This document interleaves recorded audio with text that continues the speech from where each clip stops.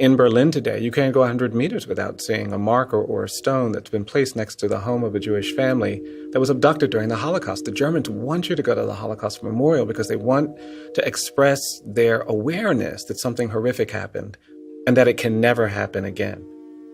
The Germans want to stand with Jews and say, never again. We have a 9/11 memorial in the United States. It took us less than 15 years to build that memorial. I think it's important. I think it's necessary that we memorialize and concretize what happened on that dreadful day. But it speaks to me about what we haven't done for the thousands of lynchings that defined a generation of people. We don't talk about slavery. We don't talk about lynching. We don't talk about segregation. We have to own up to the fact that there are places in this country where humans were trafficked, where there were slave auctions. We have to acknowledge the places. We have to recognize the places where terror lynchings took place. There aren't places you can go in this country and be confronted with the history of racial terror and violence and walk out and say, never again. And because nobody says never again, what we see happening is, well, it happening again. And so we have to do that truth-telling work. And then when we tell the truth, only when we've told the truth, can we begin the hard part of repair.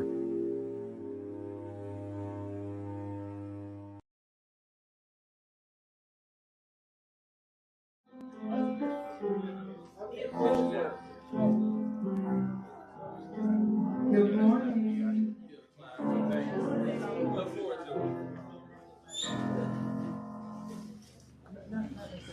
Good morning and welcome to the Sarah Stevenson Tuesday Forum. I am Laura McCletty, one of your facilitators, along with Mary Johnston, Winston Robinson, Jackie Edward Walton. These are the members of the volunteers for the Tuesday Morning Forum. We have Natalie McElwin, who is our timekeeper. Please respect her. We have Mr. Steve Johnston, who is responsible and takes on the role and is dedicated to sending out the announcements, doing live streaming, as well as setting up the website with his assistant, Mr. Shay Abdul, and we have Dr. We have Dr. Thomas Moore with us. And we welcome you here, and we'd like to say to our speakers this morning, we never know who's going to show up, but people do leave and they come respectfully. So just, the room may be full before the end of the period, which is at 10 o'clock. But we welcome you and we thank you so much for being here. We like to always start off with a word of prayer, and Jack is going to lead us in a word of prayer. Father, thank you so much for your so many blessings, your so many benefits. We ask that today as we proceed through talking about a difficult subject, God, that we are just open to hear what's there and so that we might move forward. In the name of the soon coming King, amen. Amen. We also like to advise you and welcome those that are viewing us through Facebook, and we do have live streaming as well. So we are out here, so whatever you say is being taped. Do we have anyone other than our guest that's here for the very first time? We'd like for you to stand up and introduce yourself. Hello. Sorry. Oh, excuse me, let me bring the microphone to you.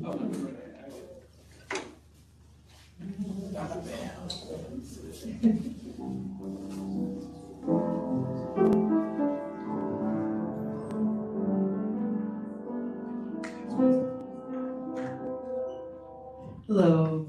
My name is Haviv. I'm a student at UNC Charlotte, and I'm also a member of Jewish Voice for Peace Charlotte here in the city. Welcome. Thank you.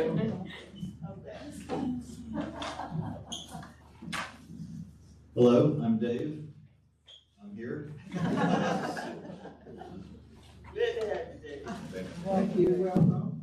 I'm Art Henderson. I'm a All-time Charlotte guy. I'm happy to be here this morning. I'm Krista Henderson, and we're neighbors with the Schwabs, and always interested in what they have to say about anything. Good morning, I'm Sarah Merlot. I'm an education consultant and a friend of Ebony and the Schwabs. So here I am. Once again, we'd like to welcome you and thank you for coming and to invite you to come back. We do this from 42 to 47 Tuesdays throughout the year. So we're here, and most of us are committed to being here, the team members that we've just introduced you to. And we have numerous programs, so please come back to be with us or visit us online through Facebook or the live stream that we have on Tuesday mornings. We also like to ask you to silence your phones. We have this moment of silence, so silence your phones. And to let you know, for those that are here for the first time, we do have coffee and we have a coffee mug. So, but we invite you to partake of some of the coffee that we have. So without any further ado, we have, this is so exciting. As I read about the presentation this morning and the... You want to explain to the, because we have so many first timers, how the questioning. Okay, thank you, Natalie. Just as information, we have our presenters, as you all know, and once they present, we facilitate the question and answering session. We will identify those with the raise of hand once they're doing their presentation. And if you have a question, we will let you know when it's your time to ask the question after they present. And we ask you to not do commentaries, and we ask you not to debate. We ask you to ask a 30-second question. And if you have a question and you'd like to direct it to one of the speakers, do so. But if you want all of them to answer the question that you ask, you can do that as well. We like to give adequate time for the questions and the answers. So we think that a question, one question at a time for 30 seconds, will allow enough people in the room to ask their questions about what is being shared with you this morning. So, and please, as I said earlier, respect our timekeeping, and that's to the listening audience as well as the presenters. We're gonna allow you, with the four of you being here, we're going to let you introduce yourselves, tell a little bit about how you got here in terms of the Remembrance Project, and just share a little bit of something about yourself in addition to your connection to the project. And then we will have the questions, and I know we have a lot of questions out here. We notify those that we would recognize those by show of hands and in order. And once we do that, we will have announcements at the end of the session. We usually close down at 10. And we have this room for a while, but we allowed until 10 o'clock and sometimes 11 o'clock. And if you have side conversations, you can have them in here after 10 o'clock, or you can go to the parking lot and have your conversation. So without any further ado, I'd like to start, and you can introduce yourselves. We know who they are, and the Remembrance Project. When I read it, and when I looked at it on YouTube, I said, I cannot believe this. You know, so many people talked about Emmett Till. That was in 55. And we have things that happened in Mecklenburg County in 29. That's just something, and I live, you know, in some of that area now, did not know this history. So hopefully people do look at the Tuesday Forum even after it's reviewed. So we will all be educated a little bit more about what has happened. I'm from Alabama.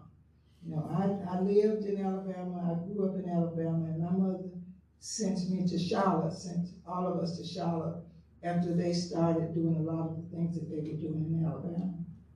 And Mary has been to Montgomery, and they're going to talk a little bit about that. So, without any further ado, we'd like to ask you to speak in the microphone, and because he's recording this, so we're going to start with Mr. Schwab. He's the only guy at the head of the table, so we're going to start with him, and you can just start off talking about you and however you want to do it.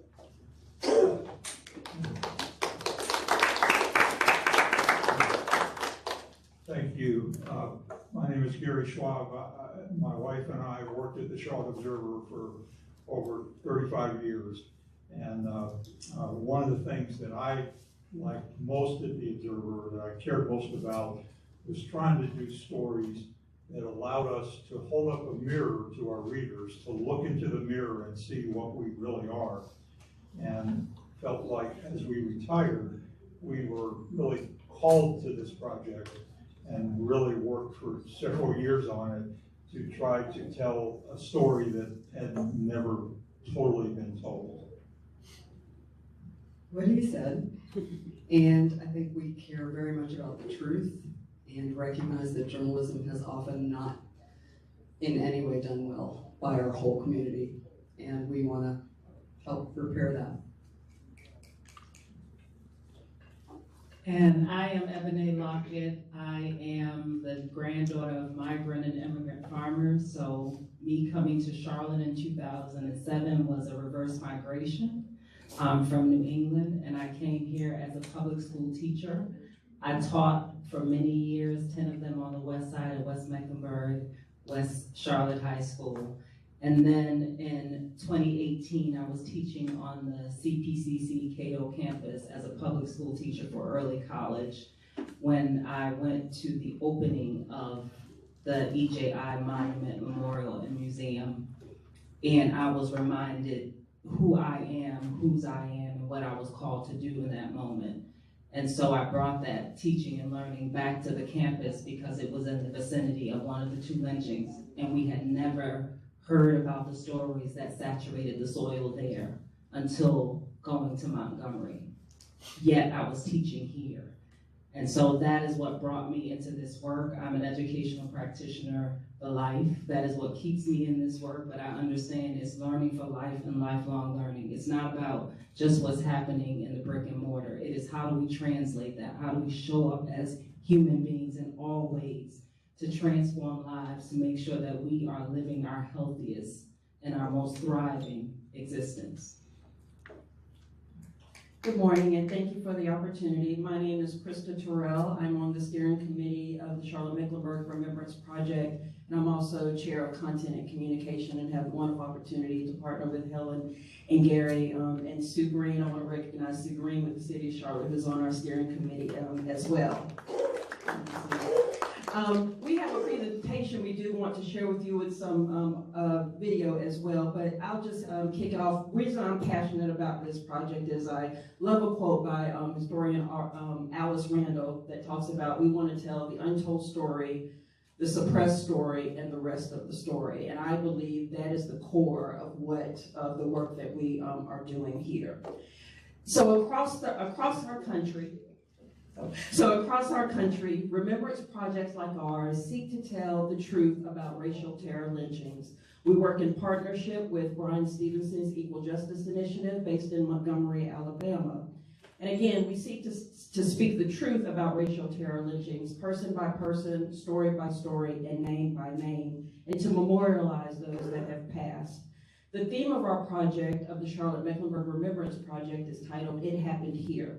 So here in 1913, a white mob dragged Joe McNeely from his hospital bed and shot him to death after an altercation with a police officer. It was here in 1929 that a little black girl found Mr. Willie McDaniel dead, his neck broken, after arguing with a white landowner about being paid for work that he and his wife had done. So why do this now? We want to show you a brief video, a minute 30, from Bryan Stevenson on why this work is important. So let's pause and we will watch this video together.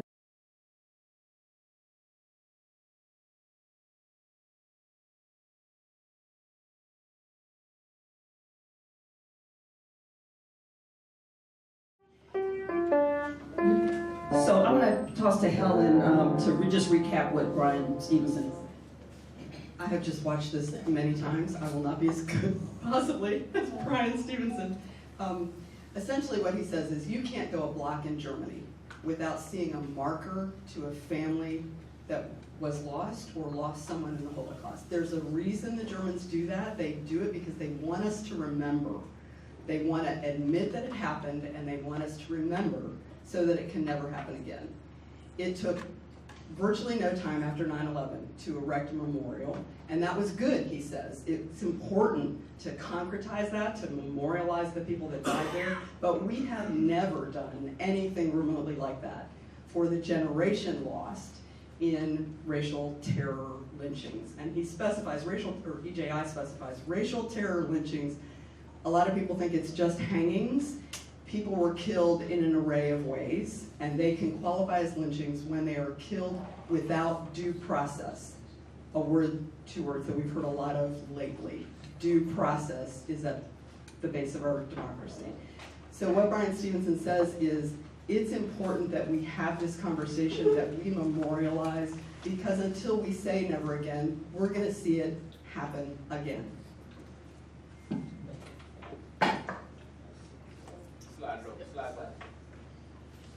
Okay, here, got it. Thank you. So there's another film, again, we wanted to share with you, but I'll just share very briefly. So as part of the project, we also commissioned a short film featuring local poet Hannah Hassan. And what she does so beautifully is she reimagines the life of Mr. Willie McDaniel and Mr. Joe McNeely. We also were very intentional by connecting with local Black filmmakers here with Lloyd Visual, Khalil Lloyd and Malik Lloyd, and they did a beautiful job in creating a video that really tells the story about Mr. McNeely, Mr. McDaniel, and also about this project. So in front of you is a RAC card with a QR code that leads you to a website that has content. You can watch those films here. And if the technology comes up, we would love to show that film with you here today. EJI has documented nearly 6,500 racial terror lynchings between 1865 and 1950. And we know that there are many more, but based on EJI's documentation, there are 2 documented racial terror lynchings that took place here in Mecklenburg County.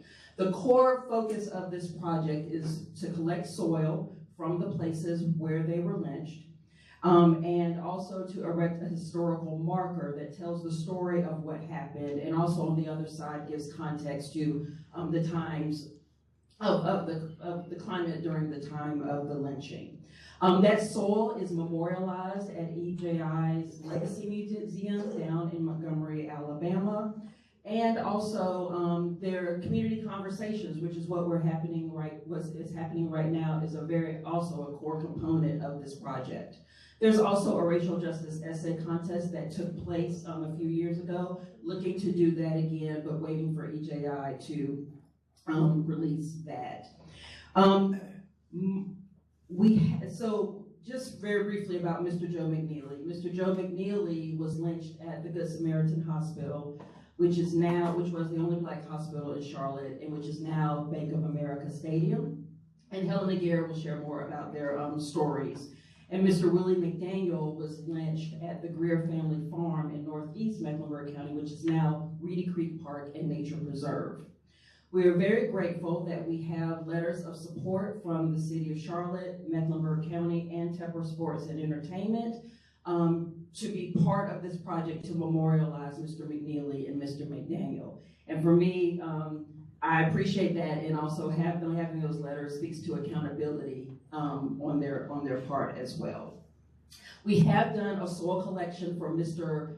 Joe McNeely that was done in 2021. We were grateful the Panthers provided an opportunity. They were changing the field. We were able to go there and do the soil collection for him. We're looking to do a soil collection for Mr. McDaniel this year, July 26th, and we'll provide more information about that. I think what's really important is that we're telling the truth about this history, and a hub for everyone in the community to get engaged is through a website that was created titled ithappenedhereclt.com. There you can read various narratives that Helen and Gary will go through as well. There's poetry from Hannah Hassan about Mr. McNeely and Mr. McDaniel. You can read it, you can hear, there's an audio version of it as well. Just a lot of resources for people to connect, and especially a community conversation, because we want to empower all of you to have your own conversations with members of your community to share this work. And the last thing I'll say is that there is also a declaration of support that is on the website. We have close to 100 names on there. We want for it to grow, but it's to acknowledge that these racial terror lynchings happened here, acknowledge that we want to do a soil collection and a historical marker, and to memorialize these men. I'll pass it on to Ebony. Yeah, and so my call to action is definitely find your place in this work, but also understand that it continues to happen here if we are not intentional, right? It continues to happen here if we don't get close in proximity to our youth who deserve to know the history, to understand how it impacts them, because we went, a lot of what EJI focuses on too is the prison system, our carceral state of being in this country, how we're more likely to criminalize, demonize, desecrate a Black body than we are to invest in one. And so it took Black bodies to get us here. We have to be intentional not to be here again. And in this current climate that we're in, we know we're at a precipice. We have to take a stand, and we can't be indifferent. So part of our action is to take a stand. Part of our action is to, if you can volunteer at a school, go and do that, because our public schools are under attack right now. If you can go and you're in a faith-based institution and you can understand how this history lives in a lot of our spaces and places, you can have a positive impact. I was an educational practitioner at the time when we first went down, and I understood Brian Stevenson. When he said proximity, he was speaking directly to me.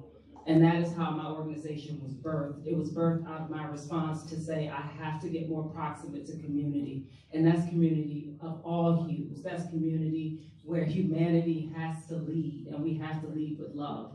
And that is one of the reasons why we have taken 4 trips back, and we've taken young students, we've taken elders, we've taken community members, some of which are in this room.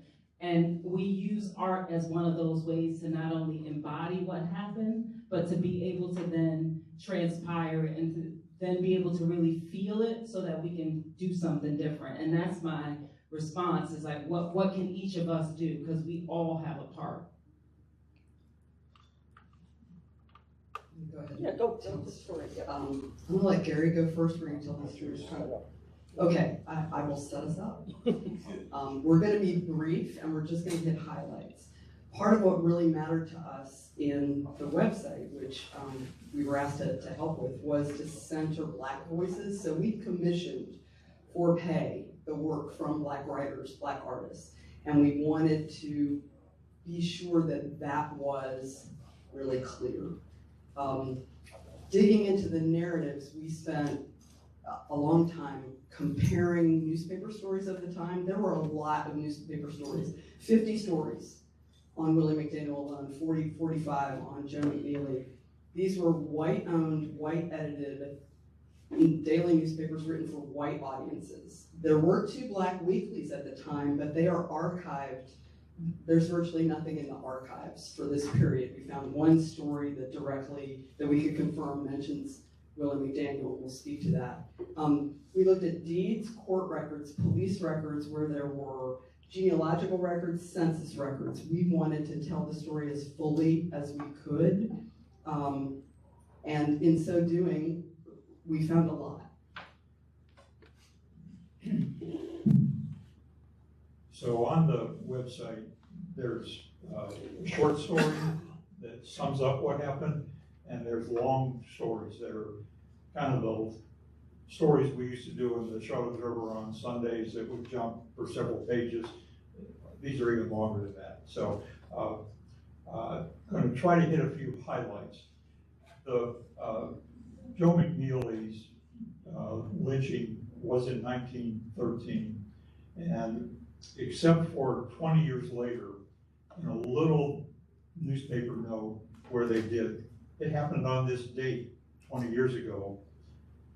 Except for that, it went from 1913 to 2018 without being mentioned.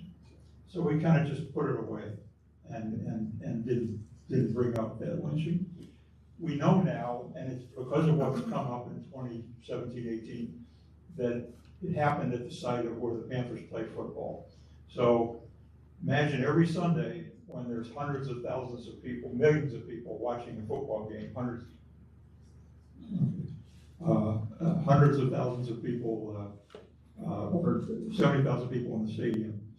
If you're sitting in the area where you look out and you see the uptown buildings above the stadium from that direction, if you imagine there's a touchdown pass in the right corner of the end zone, and if that receiver took the ball and kept walking to the edge of the stands, that's where Mr. McNeely was killed. So right where the stands meet the playing field. It happened at a time when there were no documented lynchings. That's not to say that there were no lynchings, but there were no documented lynchings in North Carolina for 7 years.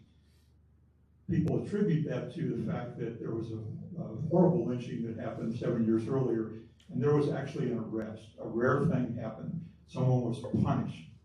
And after that, it didn't happen for 7 years.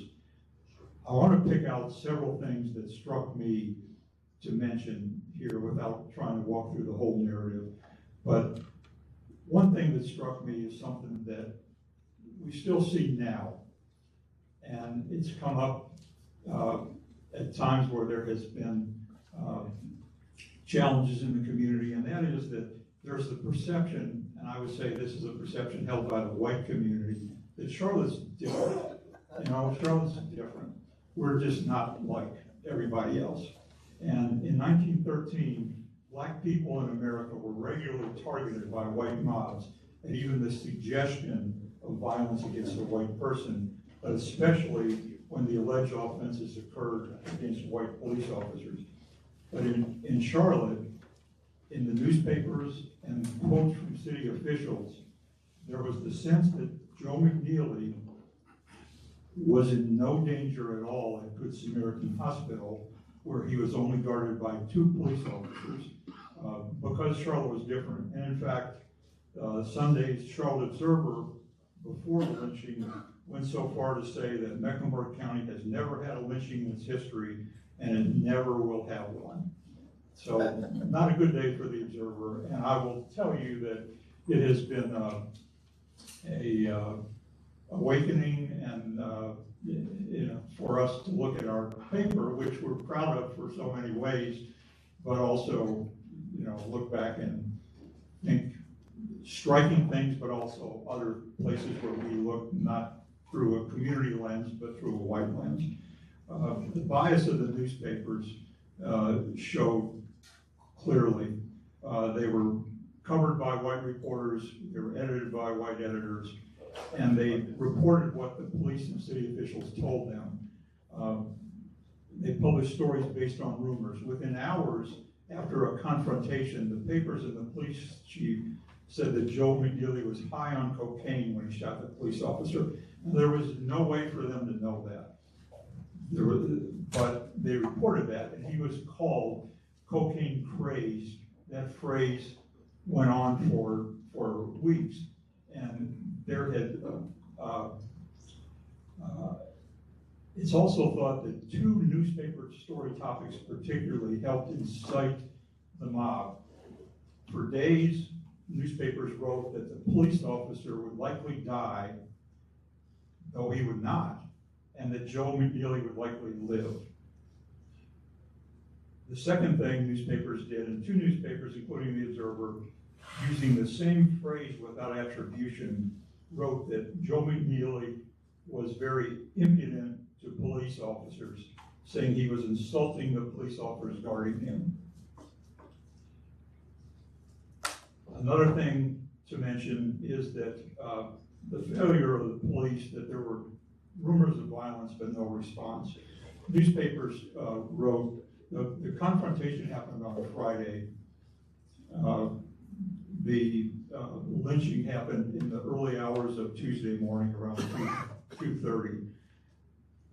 People talk about that there was talk on the street of violence by Monday, but there were no ordinary steps that were taken. Sheriff N.W. Wallace would say he had no warnings in time to prevent an attack, but actually he had 3 phone calls warning of trouble in the hours before the lynchings, and there were reports of men hanging around Good Samaritan. Plenty of warnings, plenty of reasons to say, let's get some help here. At about 2:15, the mob arrived. The 2 police officers assigned to guard them offered no resistance to the mob. They would later say that by actually pulling our guns or using our guns would have put more people and themselves in danger. A city official said, it's hard to blame a white police officer for not risking their life to defend the black man. Within minutes after the mob arrived, Joe McNeely was shot and he was taken to police headquarters where he died 3 hours later. So he wasn't taken to the hospital, he was taken to the police headquarters. There was no indication from anything we saw that there was any search by police officers, even though the mob was said to be from 20 to 35 people. A year later, when a police officer was shot late in the night, police officers were summoned from their beds at home and they cast a web and there was arrest within hours. The morning when Charlotte woke up and found out that there had been a lynching, there was incredible outrage and cries for justice. There was a judge in charge of the grand jury who gave what they said one of the most stirring speeches. When the splendid name of such a county as Mecklenburg is stained with blood, we are stricken with horror. And gentlemen, there walks today on your streets 35 men, according to the accounts, who are actual murderers. What are you going to do about the horrible crime that has been committed in the city this morning, gentlemen of the grand jury? And it turns out they did nothing. That within days, the newspaper would say the outrage had faded, and people talked about the damage to Charlotte's reputation and said that was more damning than actually what happened to Mr. McNeely. Last thing I would like to say is that we often frame events of the past by talking about, that was part of the way things were happening at the time. That was the way it was. But there's 2 things that happened within days prior that say different. On August 11th, so this would have been 2 weeks prior to when Mr. McNeely was killed, a mob stormed a jail in Lawrence, South Carolina, then hanged and shot Richard Puckett, a black man accused of trying to rape a white woman, even though she had not been able to identify him. Instead of being outraged, the governor was quoted as saying, "The good white people of Lawrence know how to defend their women."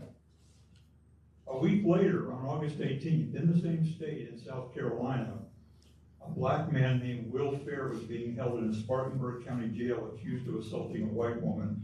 A mob estimated to be more than 1,000 people surrounded the jail. They dynamited a wall and began to storm the person. But there was a man named Sheriff White who blocked them, saying, "Gentlemen, I hate to do it, but so help me God, I'm going to kill the first man that enters that gate." So he had a choice. Both of the sheriffs had a choice, and Sheriff White stood up. He asked for help from the governor and the mayor, and they refused to help him. He created a diversion, had Mr. Fair moved to Columbia, and at a trial within a month, Will Fair was found not guilty. Prior to the lynching of Joe McNeely, there had not been a recorded lynching for 7 years. In the 7 years after he was killed, there were 13 lynchings were documented. There might have been more, and newspapers around the state wrote that Charlotte's refusal and inability to hold anyone accountable opened the gates again. I'll be really brief. The story of Willie McDaniel. And can I just pause and say, we are so honored to be here. This is the first time I've been really nervous, so forgive me if my voice trembles. There are so many people doing this work. We know that there are people in this room doing this work, and we're grateful to be in a community with people trying to tell the truth so that we can understand our history better and do better. What all the versions, in all the stories that I told you about, the police version, what everybody agrees on Willie McDaniel is what he did was he wanted to be paid for his work. He wanted his wife to be paid for her work. And when his white landlord said no, he did not turn away and be silent and leave. That's what he did. The next morning he was found with his neck broken, a little bit off from the cabin that he rented in northeastern Mecklenburg. There's not disagreement about those things. The police version says that. The white landlord picked up a rock the size of a baseball and threw it at Willie McDaniel and said he would have no muttering. That's not controversial, that everyone agrees on that. Mel Greer grabbed a shotgun and followed Willie McDaniel when he fled from his house after they had grappled over this argument. There's no controversy about that. Mel Greer says, yeah, I did that.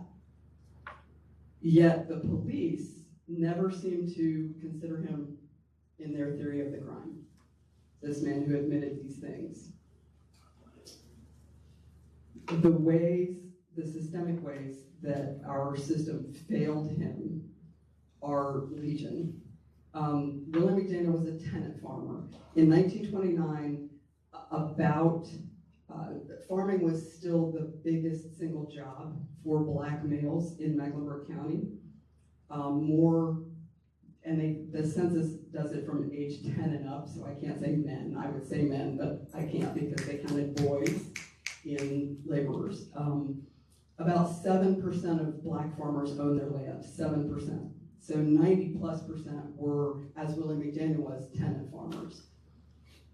Mel Greer's family had owned this land around Reedy Creek for at least a century. His grandfather had enslaved people there. They grew cotton there. His grandfather bequeathed enslaved people to Mel's dad and uncles, 3 of whom fought for the Confederacy. And there is no secret among historians that white people continued after the end of the Civil War to treat black people as if they were still enslaved. And with tenant farming, it was really easy to do that. The systemic failures include what I said before, that the person who admitted doing these things was never arrested, seems never to have been considered an actual suspect. Police did make arrests though. They arrested Willie McDaniel's wife and the tenants who lived with him on the Greer farm because they said they know something that they're not telling us. So they arrested them and as material witnesses jailed them in separate cells and then brought them to testify. The newspapers consistently said the black people who live on the Greer farm seem to be intimidated or afraid for some reason. The papers couldn't seem to figure out what that reason might be, but they did note it. Police appear, the Observer reports, never to have searched the farm after Willie McDaniel's body was found. There was no evidence presented to the coroner's jury that they had searched the land where he was found dead. One of the tenants said, it appears when we got to his body that he had been shot, pellets from a shotgun, shallow wounds. When the doctors examined him and found his neck broken, police and doctors dismissed the idea that he could have been shot because his neck was broken. That's what killed him. They seem never to have entertained the idea that perhaps 2 things happened to Willie McDaniel. Journalists throughout this, typical of the time, don't quote Black people except in testimony or via the courageous action of Willie McDaniel's friends who hired a white lawyer to investigate this case. That took courage in these times, as you can imagine, to say, we believe he was lynched, which they did a day after they found him. His friends said, we believe him to have been lynched. Police didn't say that first. They said it first. The Star of Zion, the one story that we were able to find in the archives, was an editorial from the Star of Zion, a Black-run weekly paper that still exists today. They described what had happened and said, let us reverse this case. Suppose the shoe had been on the other foot, meaning they get into an argument, a physical confrontation, and somebody takes off running, and the Black man pursues the white man with a gun. Would Willie McDaniel be at liberty? The Star of Zion asked. The coroner's jury would find they couldn't figure it out, is what they would say. And when it went to the grand jury, what the grand jury struggled with was motive. They couldn't figure out what a motive would be, and therefore they had no idea. No one was ever held accountable. No one was ever charged. The only people arrested were Willie McDaniel's wife and his fellow tenants. There's a lot more to get into on the website, long narratives, and if you have any questions, we're happy to answer those, but it goes into every aspect of our system. Both of these stories address things happen in every aspect of our system. Excuse me, sorry. Real quick, I just wanted a visual for you all to see. This is just a shot from the film. Hopefully we can see it before we end today, but this is Hannah Hassan from It Happened Here with members of Reggie Singleton's The Mills Place Warriors behind her. Again, the core components of the project, this is Mr. McNeely's jar at the stadium. Again, want you to see the letters. They're also on the website of Mecklenburg County, City of Charlotte, and Tucker Sports saying, yes, we support this project. This is a shot from the soul collection of Mr. Joe McNeely at the stadium. This is an example of this is the historical marker. This is the one for Mr. Joe McNeely that will be installed at Bank of America Stadium. This is the website, just the front page of the website, where again is the hub of resources for you. Declare your support, again, is on the website. Community conversations. This is us speaking with Mecklenburg County Park and Rec because Mr. McDaniel, the site of the lynching is now Reedy Creek Park and Nature Preserve. So making sure that they understand as they encounter visitors. And again, community conversation guides that are on the website for you all. And again, what's next? We're working with the Charlotte Post to have a community conversation at Allegra Westbrook's Library. The soul collection for Mr. Willie McDaniel is July 26th. And again, looking at doing those historical markers. Krista, we can try the video. Okay, they want to try the video real quick.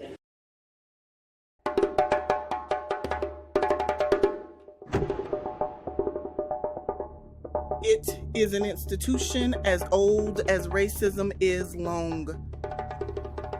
Rooted in hatred, used to inflict pain and fear. Tortured thousands and thousands all over this nation. As American as slavery, racial terror, lynchings, it happened here. Beneath the buildings and towers, the skyscrapers and glass ceilings that tease that beautiful grand skyline, beneath the sports arenas and football fields, the parks and parkways that fulfill their promise of light moments of joy and ease and of good times. There is dark in this land. There's blood at the roots. There is injustice fertilizing the soil, bearing life, growing fruit, one life cycle at a time, from one generation to the next. This injustice will grab hold of your future. It won't let you forget.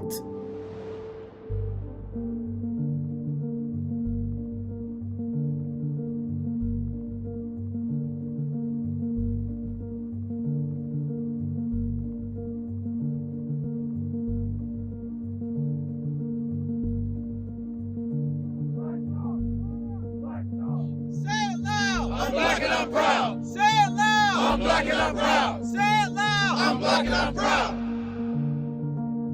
Before he was a murder victim, he was somebody's son. Before he would make the history books, first lynching documented in Charlotte, he was a brother. Before he lay, body on the ground, a human target, he was a human person sharing life with other humans together. A mob gathered. At least 35 white men armed with enough ammunition to make McNeely pay. A scene so vicious, the nurse warned them when she saw them coming, "Y'all not gonna do this here today." But those warnings fell flat. They broke down the door and thus commenced the hunting. No one would ever be charged for Charlotte's first lynching on record, but if you seek deeply enough, the blood of Joe McNeely is what you will find. The current location: the soil is watered, where his cruel fate was ordered. Somebody's son, somebody's brother, lynched by an angry mob, motivated by a superiority complex fueled in fear. A reminder of the cruel history that guards these grounds. There is no debating or denying that it happened here.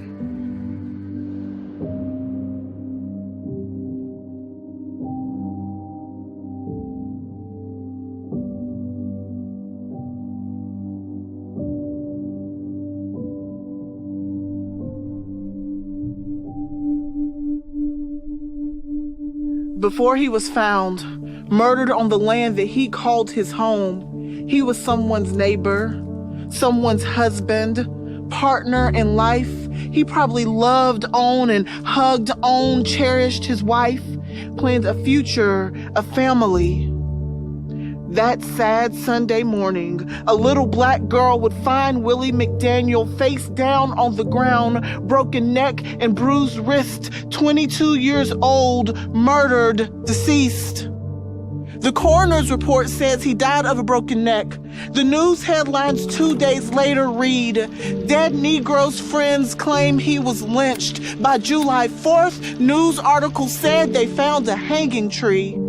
Not a soul called to justice, not a murderer named. Another instance of a tree holding hostage lifeless strange fruit. Another family left to find ways to heal through the pain. Though no one was ever charged with his murder, and some of the details remain unclear, there is no denying a man was lynched on these grounds that we walk on, laying lifeless moments from his home. It happened here.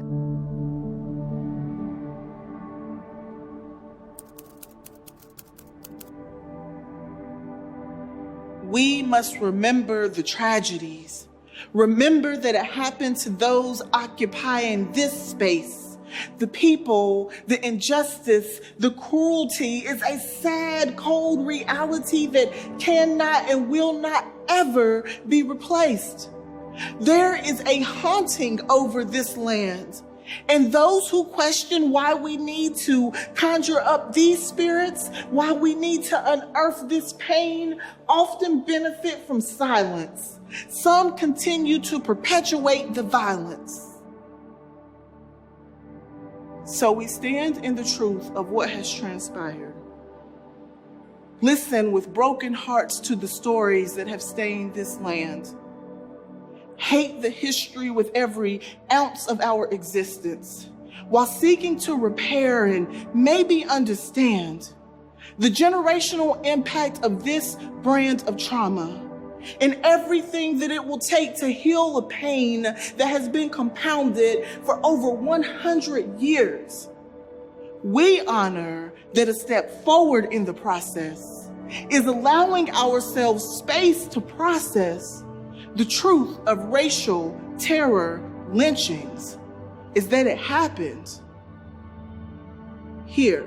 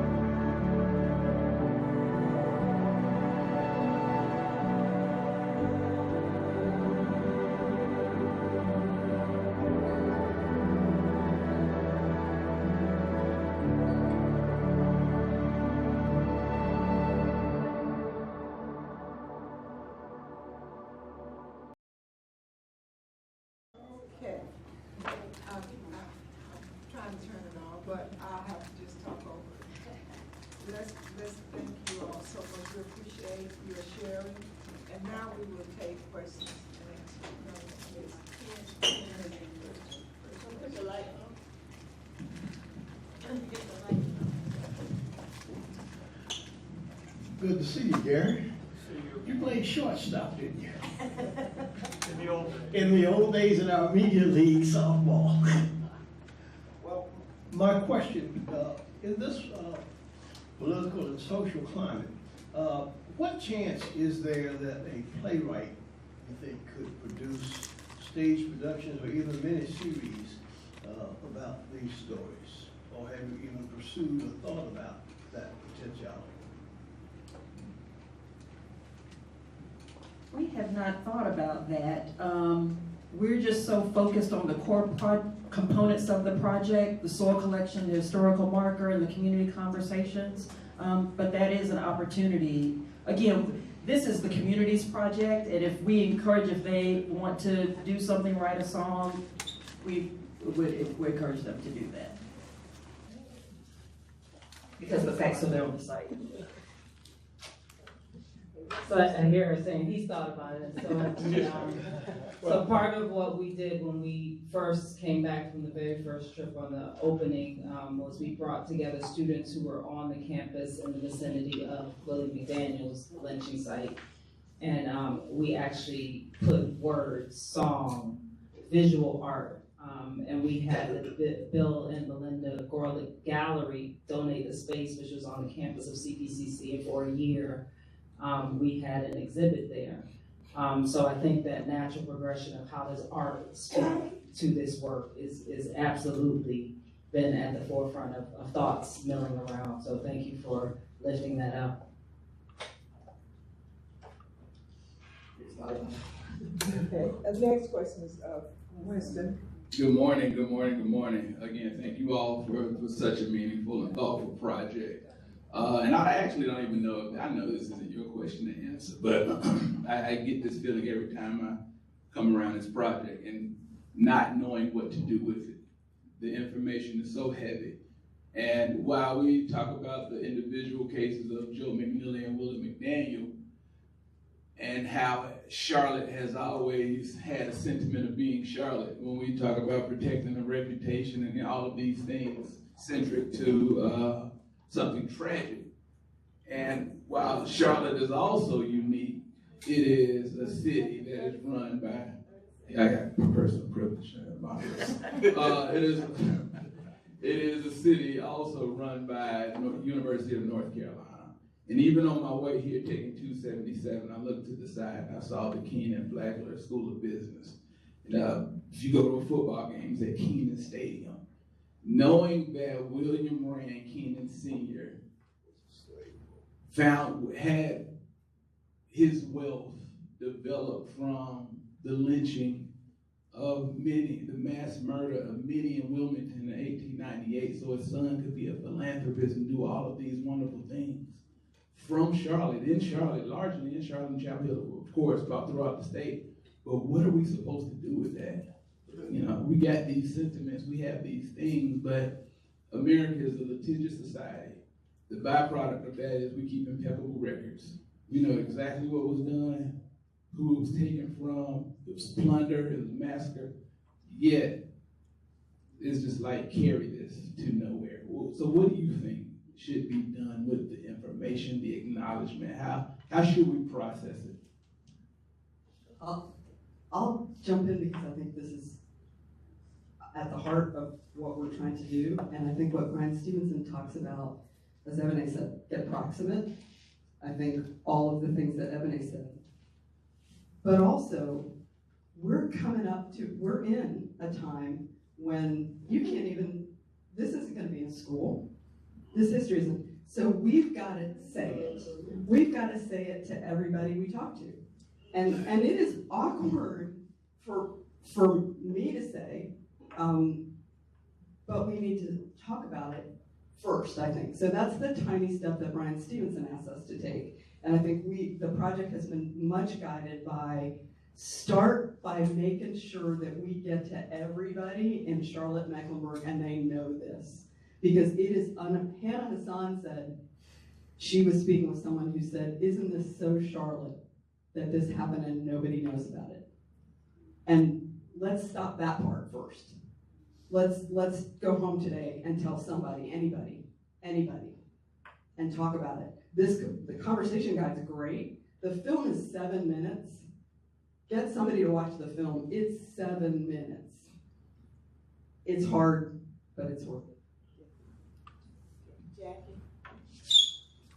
No, go ahead. And I just think I'll add to that. One of the key pillars of our exhibit was around, and it was called Remember, Reflect, Reconcile, which is about atonement. We can't keep talking about it without making atonement. So I think there's very real intentionality around our actions, around how we situate our monies and our economics, how we, what was happening at the same time in 2018 for me. I was invited to CBI to give a presentation, a poetry presentation around 50th out of 50, because everybody was talking about how Charlotte was 50th out of 50 in economic mobility. And those things aren't, by chance, right? Those are intentional placements and systems. And one way we undo that is really by how do we spend our dollar? Where do we spend our money? How do we uplift our schools? Because we know public education, so that's the only place some people will be able to be educated. So if we're not investing in those ways, all the talk in the world doesn't matter to me. I want to see it in action. And that's what love looks like. And that's what I always advocate for. Yes, let's embody it, let's talk about it, but then what are the next steps? What are the action items that we're going to move forward?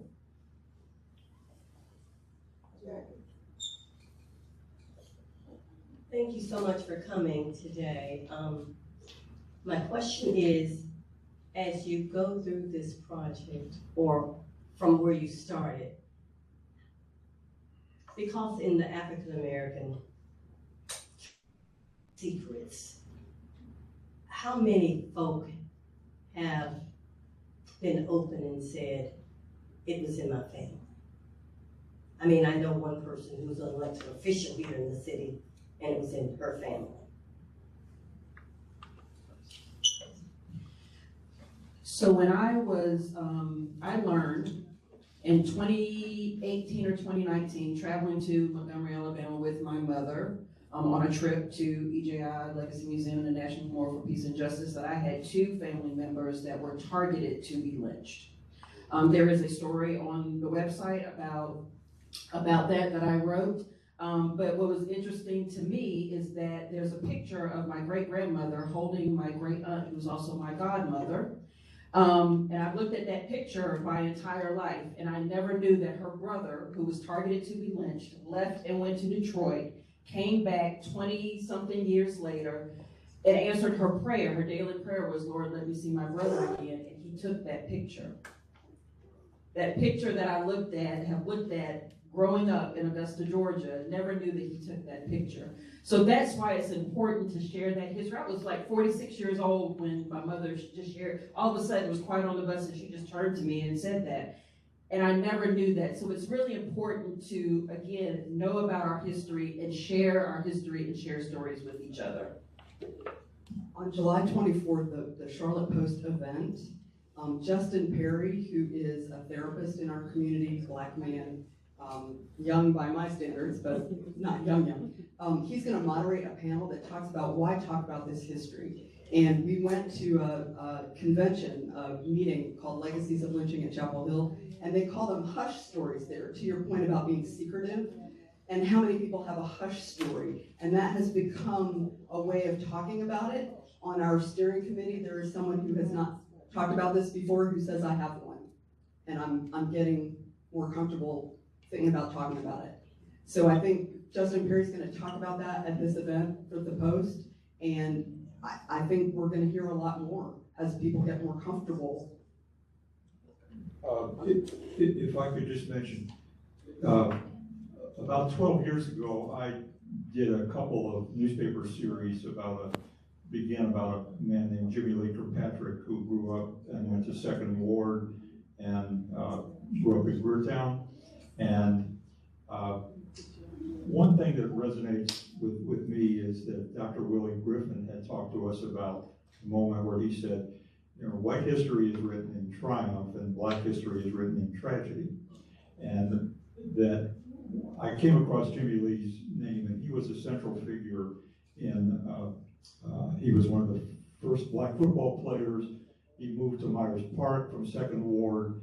There was a bombing that 4 civil rights leaders were bombed, and he had never really told his story. And I tracked him down in Portland and just said, hey, I'd love to tell your story, but we want to tell the truth. So we wrote a series, and then we followed up with a series where it turned out that Jimmy had been searching for his history, and he could only go back to the Civil War, where the census would only record black people enslaved by not first names, but not even first names, ages and gender.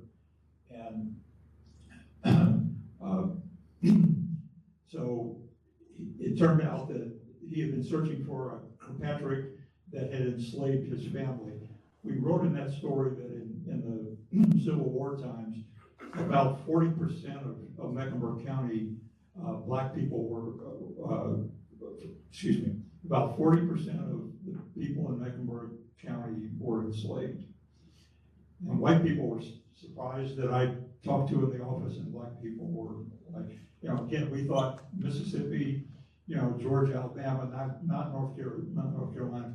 But when we told that story, and it turned out that one of Jimmy's classmates, they had a conversation and realized that the white classmates' ancestors had owned Jimmy Lee's ancestors. So 2 people that went to school together, and they began to talk together. A lot of things Jimmy had talked about, had told me, were things that were never talked about in Greertown, that he never learned from his family.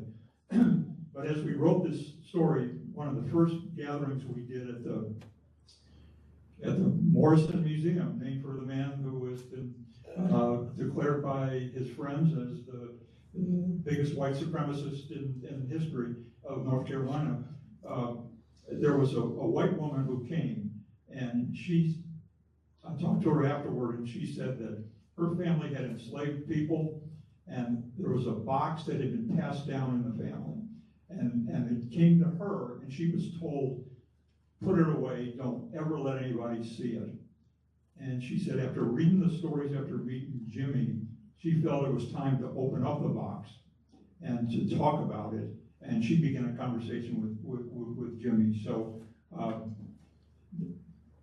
have seen through that story and the discussions that there's something going on there, that people are starting to see things through a bit of a different lens. Okay. Mayor.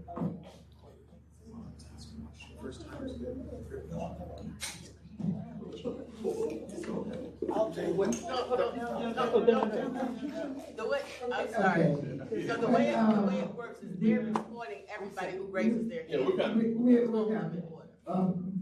He's really pushing me to do this. My name is Laura Strickland McClady, and my sister was married to Bruma Delane, and I was raised by Edith and Bruma Delane. That's my mother sent us up here. Can you share with us some of the information?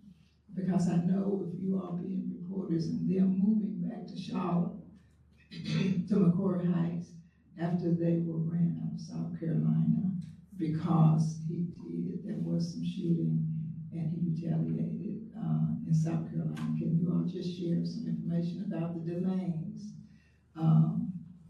in South Carolina? Are you aware of that? I do not know it. Okay. I do not know that history. Okay. Well, Reverend Delane was a minister in South Carolina, and they attacked his home, and they burned their house, and they had to flee to New York. And years later, of course, they moved back to Charlotte, and the entire family moved back to Charlotte. So all of his, except for one daughter, is still living. And but that was part of what was happening back in those days.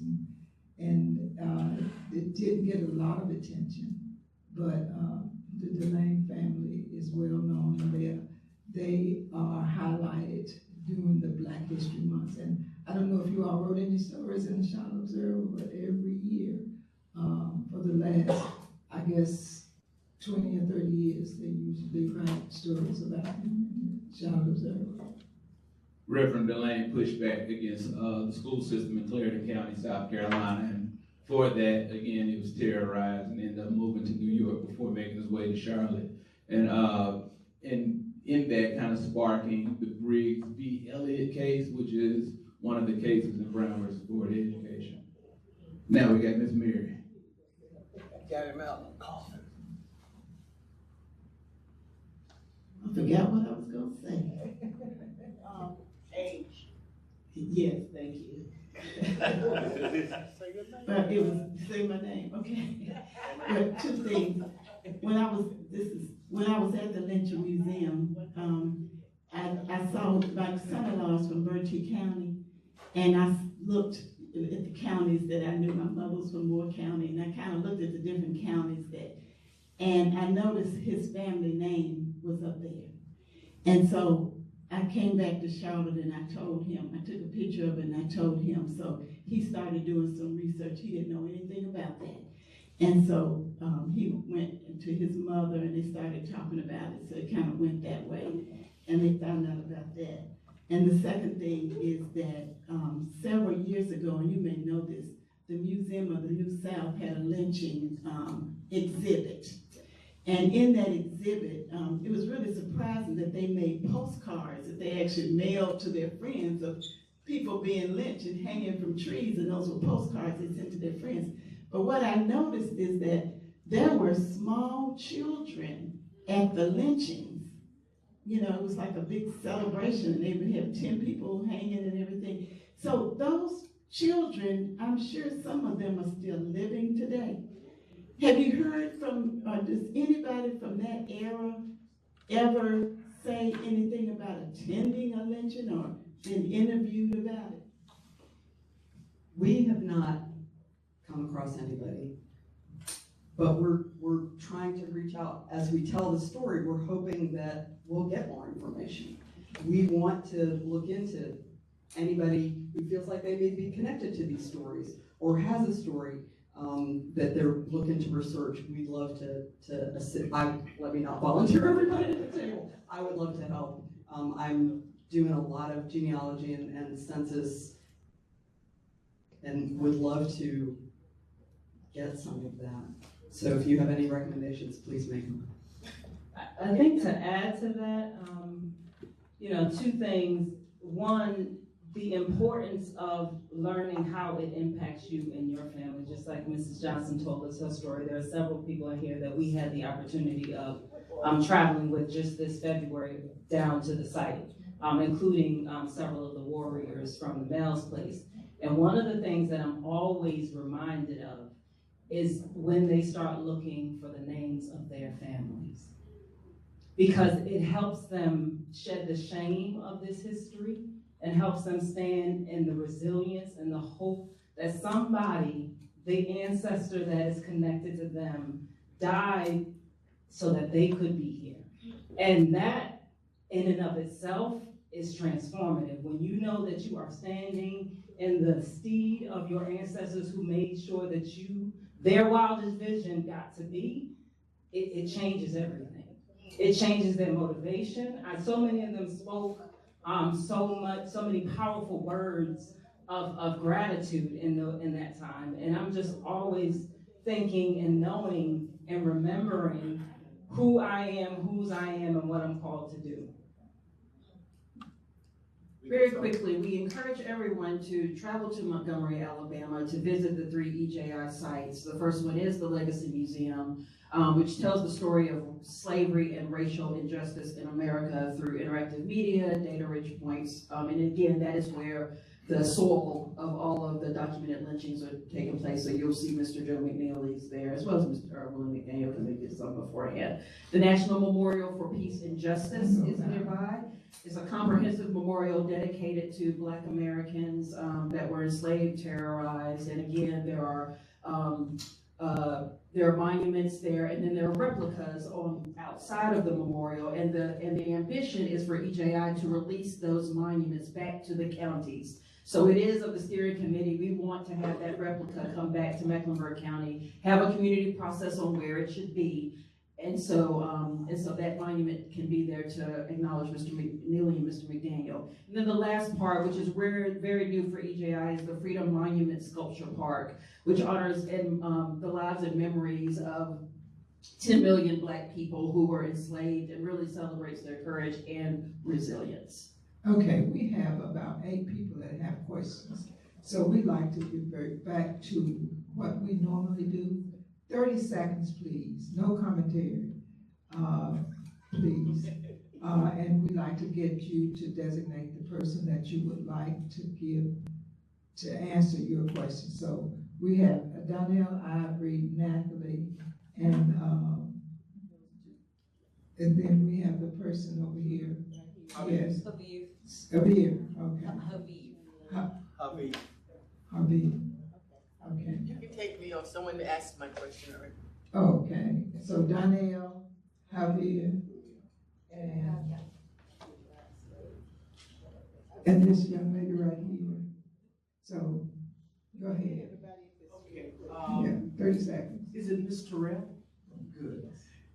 It went so fast. What were those major components of the project? I got soil collection, but I did not get the other 3. Yes, soil collection, erection of a historical marker, community conversations, and a racial justice essay contest. Okay. It's all on the website as well. Okay. Okay. I guess this probably be aimed best at Mr. and Mrs. Schwab. Students and faculty at UNC Charlotte have, through archival record, come under the impression that UNC Charlotte is built on a plantation. We have evidence of an enslaved burial ground on campus, and we have evidence that the Row Arts building is built upon former enslaved cabins. However, the school will not permit the archaeological department or Dr. Julia Moore, who works in the preservation of enslaved burial grounds, to dig on campus because it's deemed politically controversial after the cut of DEI programs at UNC Charlotte. Do you have any advice for students who are looking to go through archival records in an attempt to bring this to light? How exactly we can go forward with doing that, especially because the university has not deemed us allowed to go through the university's official archival records of the land. Check, thank you. Okay, I can answer that. I can answer that part.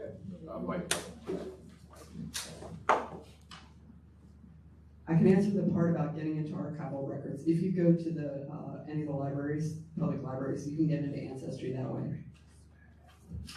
Same with, Ancestry will take you to all the genealogical stuff and lots of other things. You can go to a site called mecrodhistorical.com. That's the Register of Deeds historic deeds. That goes back to 17s, I think. Lots of information there. Talk to me after because it's tricky, but I can help you. I appreciate it. Good morning. Thank you all for coming today. Something as a product of public school, I never learned any of this at all. So it was actually, this is all brand new to me personally. But I wanted to talk a little bit back to the community conversations. How do those look like when you want to do one in your community? And with an essay contest, is that for youth or are there other youth engagement opportunities? Excuse me, sorry. It is a high school essay contest. And with the community, sorry, I'm trying to get to it. Basically, you can have a community conversation at your house. There's resources there for you to share the Brian Stevenson film, to share the project film, and there are questions to help guide your discussion. You can have it with your church. You can have it with a group of friends. You can have it with a community organization. And we, the steering committee is here if you need support to be able to help you present that information. But the community conversation guide is on the website and provides resources for you. And I would add to that, use it as a pathway into, and not just, it doesn't have to be a standalone conversation. Because a lot of the work that EJI does is also really focused on how do we stop our country from becoming, from over-incarcerating people. I guess I just wanted to second all your comments about EJI. And I will say I went there, I guess, 2 or 3 years ago, and as a white person going through that museum and going up to the, it was before the Freedom Project, but up to the coffins and the hanging coffins, it was absolutely, you just can't help but walk away from it, bearing responsibility. And it was very, very powerful. There's a lot of, there's a sentiment in our world now that we have gone too far. And do you have a question? Yes.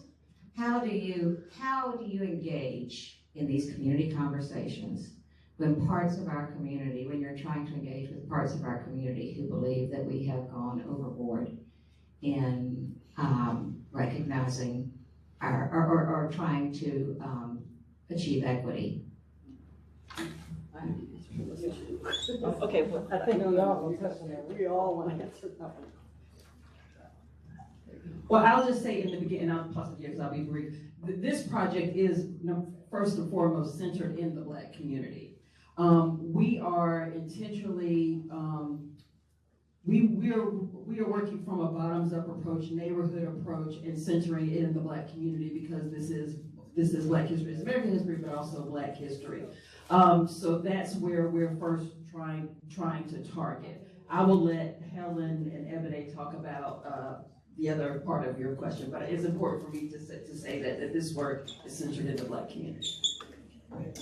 And I would offer to really make the connections clear through data, through analysis, through a deep structural analysis of where we've been and how that connects to where we are now. Because when people understand that this impacts us all, I think they have more of a propensity to let go of some of those other, biases, etc. Winston was kind enough to be on an early group with us, trying to think about how to talk to the community about this project. And at the time, I was very much, people who don't want to hear this need to hear it anyway, and we need to get in people's faces. And what I have come to understand is that that is true, but also those people aren't going to listen to it. So I think part of what we're working to do is meet people where they are and try to promote, in very soft air quotes, this history, but to understand that you're not going to be able to turn somebody. So what do you start to get through? Thank you. Good morning. My name is Carolina Ivory, and I want to say to Mr. Schwab, I never had the privilege of meeting Mr. Kirkpatrick, but I want you to know he was not only a football player, he was, and the best football player in this state. He was denied the opportunity to play in the Shrine Bowl. And then Julius Chambers, Dr. Hawkins, and several others sued the Shrine Bowl. And as a result of this, in 1967, my late husband and Darnell's brother was the first African-American to play in the Shrine Bowl. So I do have a question, Natalie. My question, I do have a question based upon everything that you have said. The older I get, the more militant I get, but I still try to be very diplomatic. The question is to the audience. We need to look at where we put our energy, and we need to tell our story. So look, how are you gonna do that? That's my question. They already answered that.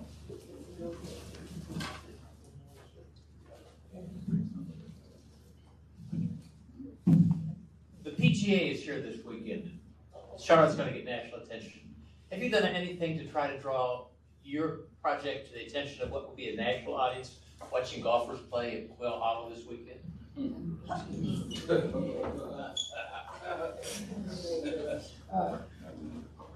Can anyone answer that? Okay.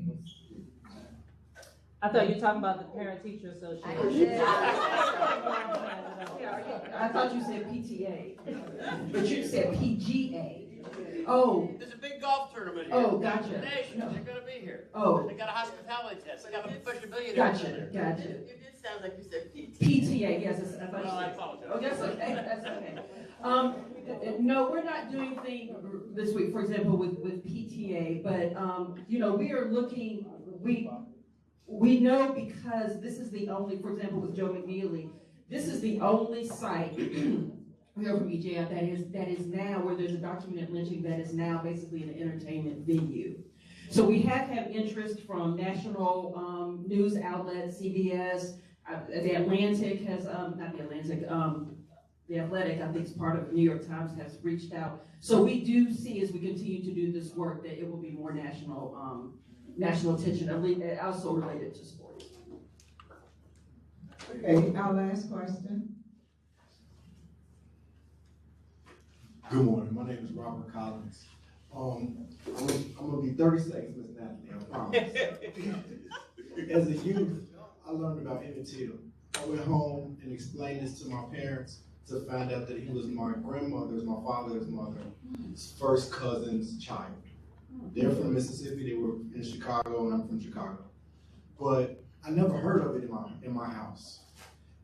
And what I found is that a lot of things like that get suppressed because no one wants to deal with that pain.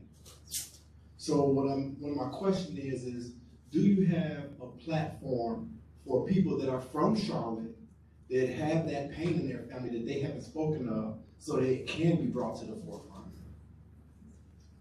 So I'm sure we're all going to have multiple answers, but as an educational practitioner, that's what we did in our English language arts and humanities, because you can't teach literature without teaching the exigency of the context and letting people connect to it in ways that move them and drive them. And so some of the successes we've had is students telling their own stories, writing their own stories, and performing their own stories for sold-out audiences right here in Blumenthal, because there was an opportunity for them to understand how their stories mattered and to really, like, again, break away from the shame of those stories, because it is hard history. And when we have strategies and tools to hold each other and to care for each other, and we have a community that cares for us, it's easier to learn about that, to exercise that pain, and to reimagine joy on the other side of it. Okay. Helen, are you gonna? I was only going to lift up, again, Justin Perry moderating this panel on July 24th. We're going to record that because he's going to get into, this is hard history. How do we, as Black people, I'm saying Justin's going to say this, deal with that and cope with that? And what are strategies that can be used to help people? We have had several community conversations where we closed with a therapeutic exercise. The Legacies of Lynching Conference had several places for meditation staffed by psychologists, because we know this is traumatizing, re-traumatizing, and I think to your point that's crucial. We've got to do that. Thank you so much. Let's give them a round of applause.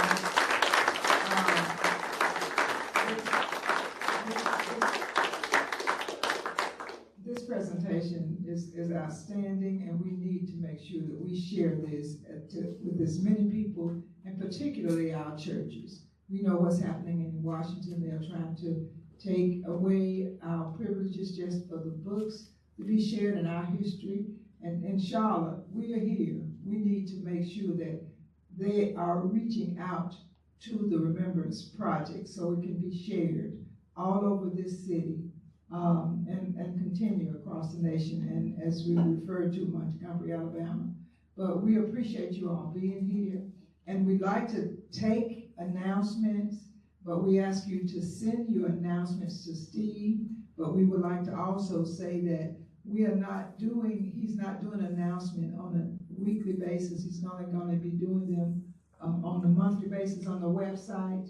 But we'd like for you can remain in this room and ask questions, but this is a conversation that needs to continue. We need to continue this conversation in our community. And we want to invite you all to come back and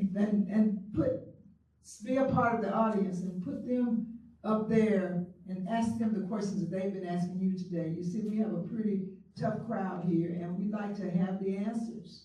And you all have done a really good job in sharing with us. But we can't keep everything under control at all times. But we'd like for you to continue to visit with us here. Go online to our websites, and you can go back and view how things went this morning as far as your comfort level is concerned in sharing your information and how effective it is.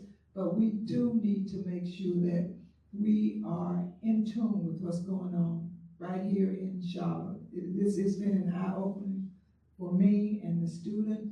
I mean, in our schools, they need it, the churches need it. So with that being said, once again, thank you all so very much for sharing and continue to share this information. And you can refer them back to our website if they want to know and be available to hear you come together again. So thanks, and thanks for everybody for being here. So where's Winston with the microphone? Jackie has an announcement, and we have to give her a point of privilege as well. So we have announcements for those who can stay, and we close down at 10 now. But if we have announcements, go ahead, Jackie. This is for next week, but first of all, I'd like to say that the Mental Health America, the gala was tremendous, Jay and I.O. But next week, the Mental Health America will be here, and they'll be providing breakfast at 7:30. But the speakers will be Erica Ellis Stewart, Barbara Baker with the Mental Health America, thank you. The National Association of Mental Illness with Diana Merrifield, and LaBecky Rowe with the Autism Center. Look forward to seeing you. This is not a question. The date, July 24th, where is that panel going to be? Allegra Westbrook. That's what you said, thank you. And the 26th. Hey everybody, my name is Jay Hill, CEO of the Range Group Agency, and tomorrow at Skyline Terrace on West Trade Street, we will have the Real Estate in Charlotte Power Mixer. It's a free event. It's going to be on rooftop. It's going to be beautiful. So you can go to the powermixerclt.com or RSVP for free. There'll be food, vendors. It'll be awesome. You did? Yeah. What time? 6. I'd like to encourage you, and Krista, you probably already know this, and maybe the others do, but I'd like to encourage you to reach out to and invite participation in some way with Archive Charlotte, which is a coffee shop, and it specializes in Black ephemera and Black history and culture. So they're closed on Wednesdays, but that would be an ideal time for you to have some of your conversations. And if you need someone there to be with you to help you through it, count again. Thank you. Very, very old. First Nobody knows the troubles I've seen. Nobody knows but Jesus. Nobody knows the troubles I've seen. Glory, hallelujah. So what I noticed this morning, I played It's a Beautiful Day in the Neighborhood.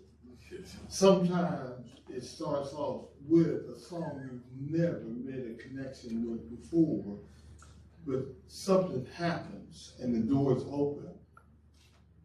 We need to be having conversations with people about lots of things. Keeping this in mind, this is a difficult conversation. And I think about my faith. My faith will help me. And I hope that as you go to your faith, we can continue to have these difficult conversations. My heart hurts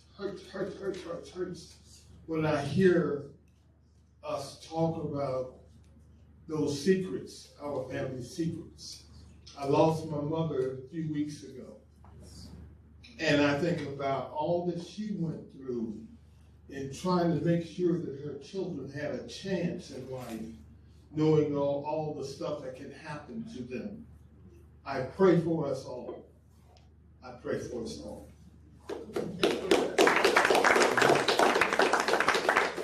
With that said, Dr. Thomas, please close us out with a song. And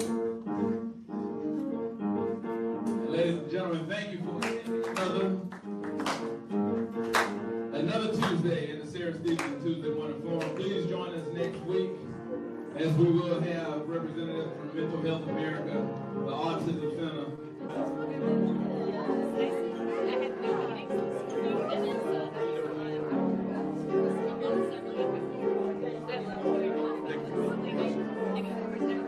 About it.